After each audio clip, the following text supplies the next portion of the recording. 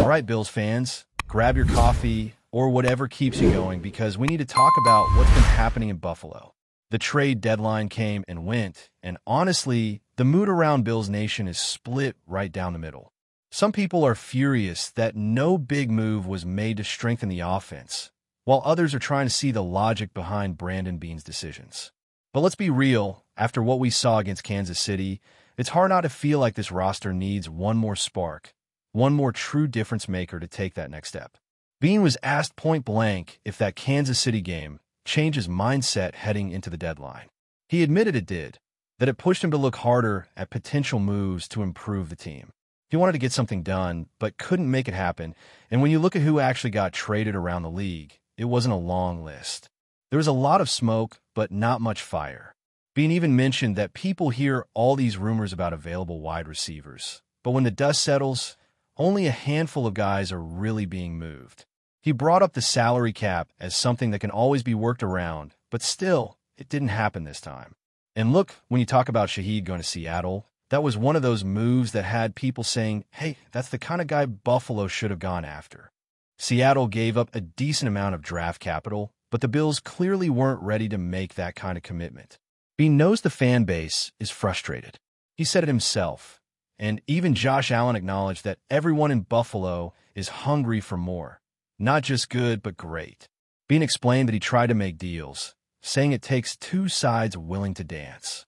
He called multiple teams, and sometimes it was just a flat no, we're not moving that player. Other times, division rivalries got in the way. He even hinted that the Bills reached out to the Jets, but of course, that was never going to work. No divisional team is sending one of their best weapons across enemy lines. Still, Beane didn't sugarcoat how he felt afterward. He said he went home as mad as any fan, feeling like he wasted a night chasing moves that never materialized. And that's the thing with him. He's always active, always trying to find ways to make the roster better. You could feel his frustration when he talked about it. But at the end of the day, as he said, it takes two to tango. It's easy for us to look from the outside and say, just go get someone, but sometimes the opportunities just aren't there, at least not for a reasonable price. Now, a lot of fans bring up the same point, that this isn't about the trade deadline. This should have been addressed months ago in the offseason. If you knew the wide receiver room was thin on elite playmakers, that was the time to fix it. The Bills have guys who can make plays, sure, but no one who truly changes the way defenses play you. It's a bunch of solid, mid-tier wideouts, and while that can work in a regular season, come playoff time, it's those one or two explosive moments that decide games. That's what separates a good team from a championship team. Even Josh Allen said he has full faith in his guys. That's exactly what you'd expect from your quarterback. He's the leader, and his job is to believe in the players around him. He talked about the confidence he still has in the wide receiver room and how the playbook still has plenty of wrinkles that haven't been shown yet. That's what he's supposed to say, but deep down, you know he wants that extra help. Every great quarterback does. Brandon Beane also brought up something that made a lot of people roll their eyes. He said, this isn't fantasy football. And while he's right, it's a lot more complicated. Fans aren't dumb. Everyone understands that this is about cap space, draft value, locker room chemistry, and timing. But that doesn't change the fact that people want to see the front office be aggressive when the window to win is wide open. And right now, that window is open. People have been talking about whether the Bills should have made a move for a guy like Shaheed, or even someone like Garrett Wilson, Jalen Waddle, or Chris Olave. Those prime, young wide receivers who can completely change an offense. The idea that Beane at least inquired about them gives fans a little bit of hope. Because if you're calling about players like that during the season, it means you're serious about upgrading when the offseason rolls around. The only problem is that we've been saying that for years. Every offseason, we think this is the year the Bills go big at wide receiver, and then they don't. Keon Coleman was supposed to be part of that solution, and while he's still young and learning, it's fair to wonder how long the coaching staff can wait for him to develop. The truth is, the league doesn't wait for anyone. You either produce or get passed by, and right now, it feels like they've scaled back his role a little bit. Maybe that's strategic. Fewer targets can mean fewer mistakes and more confidence. But you can't ignore the fact that this was a second-round pick. You expect impact from that kind of investment. Meanwhile, the offense seems to be shifting toward a more physical, ground-heavy approach. James Cook carried the ball over 20 times last week, while Josh Allen threw fewer than 30 passes. That tells you something about the direction of this team. It's not necessarily bad. You win however you can, but it also shows that they're adapting, maybe even moving away from relying solely on the passing game. And that's where the frustration comes in again. Fans know that in the playoffs, you're going to face teams like Kansas City, Baltimore, Cincinnati, games where you'll need to make those big throws, where one elite receiver could make the difference. You look at Josh, and you know he's going to say all the right things. He talked about how the offense's nasty attitude starts with the offensive line, how that physical mindset can carry the team. But you can't help but wonder if he feels like something's missing. That's what makes this whole situation so tricky. The Bills are good, but good isn't enough when your goal is the Super Bowl. Injuries haven't helped either.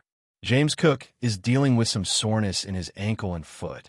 A.J. Epeneza's in concussion protocol. Christian Benford's got a groin issue. Gabe Davis is still trying to get back on the field. It's that time of year where everyone's banged up, but the Bills can't afford to lose key contributors. Especially not with Miami coming up, a team that's been going through its own chaos after a fire sale that sent a few players packing and left the locker room looking for new leadership. And yet, despite all that, Buffalo's still in a good position. They've beaten top-tier teams before, and when this group is locked in, they can hang with anyone. But the question remains, when will this front office finally make that bold move that pushes them over the top? Every season, it feels like we're waiting for that one big acquisition, that top-tier receiver to pair with Josh Allen. And every year, it doesn't happen. Maybe this offseason will be different. Maybe this time, the front office finally realizes that windows like this don't last forever. Because if they don't, they risk wasting the prime of one of the most talented quarterbacks in football. That's the vibe right now in Buffalo. Belief mixed with frustration. The fan base knows how close this team is, and it's hard not to wonder what could have been if they just pulled the trigger on one more move. But for now, it's back to work, back to finding ways to win with what they've got. And if there's one thing we know about this team, it's that they never stop fighting. The question is, will that fight be enough when January rolls around? So here's where things get really interesting, Bills fans. After all that talk about trades, missed opportunities, and frustration, there's a quiet reality settling in around the team. This is the group they're rolling with. No new superstar is walking through that door. No miracle trade is going to change the dynamic overnight. What you see right now is what you've got. And that means the players already in Buffalo have to step up in ways they maybe haven't before. Josh Allen said himself, he trusts the guys in that locker room.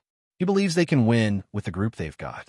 And while it's easy to see that it's just quarterback talk, there's truth to it too. Josh has carried this team before, and he's capable of doing it again. But even he knows that carrying a franchise can only take you so far. At some point, the playmakers around him have to rise. Guys like Khalil Shakir, Dawson Knox, and Dalton Kincaid. Those are the names that can quietly become the difference between another solid season and an actual championship run. The thing is, you can sense that the coaching staff is shifting its focus a bit. Instead of waiting for someone to break out, they're tightening the playbook, simplifying the approach, leaning on physicality and efficiency. The offense that used to thrive on splash plays and deep shots is now evolving into something else, something tougher, maybe even smarter. 27 carries for James Cook and fewer than 30 passes for Josh Allen isn't just a fluke. It's a statement. It says they're willing to win ugly if that's what it takes. It says they'll grind it out and control the game if that's the formula that works. But let's be honest, this is Buffalo. Fans here don't dream of ugly wins. They dream of fireworks, of that electric Josh Allen connection to a game-changing receiver. That's the frustration bubbling underneath everything right now. People remember what it was like watching Stephon Diggs dominate defenses. They want that energy back. They want that killer instinct in the passing game. Instead, they're getting flashes from Shakir, glimpses from Kincaid, and a whole lot of waiting when it comes to Keon Coleman. And while patience might pay off in the long run, it's not something this fan base has a lot of right now. It's hard not to think about the offseason and what it's going to mean for this franchise. Because if Bean was calling teams about top-tier receivers at the deadline, it's a sign he knows the need is real. You can bet those calls are going to happen again once the season ends. But for now, the Bills can't afford to think that far ahead. They've got games to win, and the AFC is stacked. Every week is a battle. Every slip-up is costly, and no one's waiting around for Buffalo to figure itself out. What's fascinating is how this team's identity keeps evolving. Early in the season, they looked like a pass-heavy, highlight reel kind of squad. Now, they're leaning on the run, using tight ends more, and emphasizing ball control. Sean McDermott loves that kind of football. He talks all the time about attitude and mindset, about playing with that edge. And you can tell he wants that to bleed into the offense, too. Josh even said that nastiness starts with the offensive line, and that's true. When that group sets the tone, the rest of the team feeds off it. It's not as flashy as the bombs to Diggs or the scramble touchdowns, but it wins games. Still, it feels like something's brewing under the surface. There's a sense that guys like Josh Palmer and Gabe Davis, once they're healthy, could quietly change the shape of this offense. Gabe's return to practice this week was a good sign, even if he's not ready to go just yet. And Palmer's been limited, but at least he's trending upward. The more weapons Josh has available, the more this offense opens up. Meanwhile, the defense has its own concerns. Injuries have been stacking up, with players like A.J. Epineza and Taron Johnson missing time.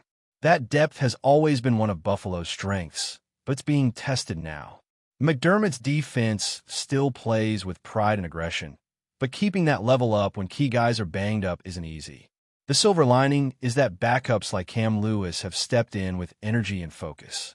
It's that next man up mentality that keeps this team alive when things get tough. Now, about that matchup with Miami. It's easy to look at the Dolphins and think it's a free when given the chaos they're dealing with. But the NFL doesn't work like that. Teams playing for pride, for jobs, for their next contract. Those teams can be dangerous. They've got nothing to lose. And while Miami has been cleaning house, the players left are still professionals, still capable of making plays. You don't want to take that lightly. There's another angle to this, though. This game is an opportunity for Buffalo to remind everyone that they're still contenders. After the trade deadline frustration and all the noise from fans and media, this is the kind of game that can reset the tone. If they dominate, if they come out sharp, physical, and disciplined, that narrative changes fast. It becomes less about who they didn't get and more about what they already have. Because here's the truth. As much as fans crave new faces and big names, championships are built on chemistry, trust, and execution. Sometimes the guy you've been overlooking all season ends up being the one who steps up in the biggest moments. Maybe Shakir becomes that guy. Maybe Kincaid keeps building that connection with Josh until it becomes something unstoppable. Maybe the running game turns into the backbone of the offense down the stretch. Before we dive back in, make sure to hit that subscribe button and give this video a thumbs up.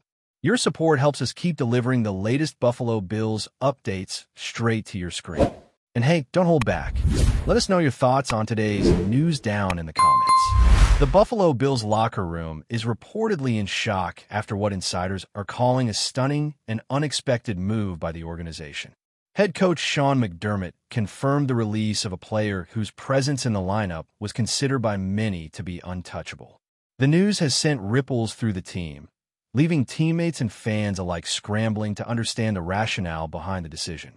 According to sources close to the team, the locker room fell into a rare silence when the announcement was made. Veteran players were seen quietly packing up gear, exchanging wary glances, and avoiding the media at the facility. The cut is said to be part of a broader, behind-the-scenes strategy by McDermott, who has been quietly reshaping the roster in ways that some insiders describe as bold and unpredictable. Speculation is already running rampant about who might be the intended replacement and what this could mean for the Bills' season trajectory. Some analysts suggest that the decision could open the door for younger talent or a surprise free agent acquisition, while others fear it may destabilize team chemistry at a critical juncture. The move has ignited debates across social media, with fans divided between those applauding McDermott's decisiveness and those questioning the wisdom of letting a proven contributor go. Rumors also suggest that the released player had been at odds with coaching staff over certain play-calling decisions and was increasingly frustrated with his role on the team. While neither the player nor McDermott have offered detailed explanations, insiders hint that the parting was mutual but still tinged with tension. Observers note that such cuts are rare for McDermott, who typically fosters long-term player relationships, adding an extra layer of surprise to the development. As the story develops, all eyes are on the Bills' next move. Will they fill the gap with a rising star from within, or is a headline-grabbing trade on the horizon? One thing is certain. The NFL community is watching, and Buffalo's locker room, silent for now, may soon echo with new voices ready to step into a spotlight left unexpectedly vacant. That's a wrap for now. If you enjoyed the video and want to stay on top of all things Buffalo Bills, make sure to subscribe and hit that like button. We'd love to hear what you think in the comments. See you in the next update.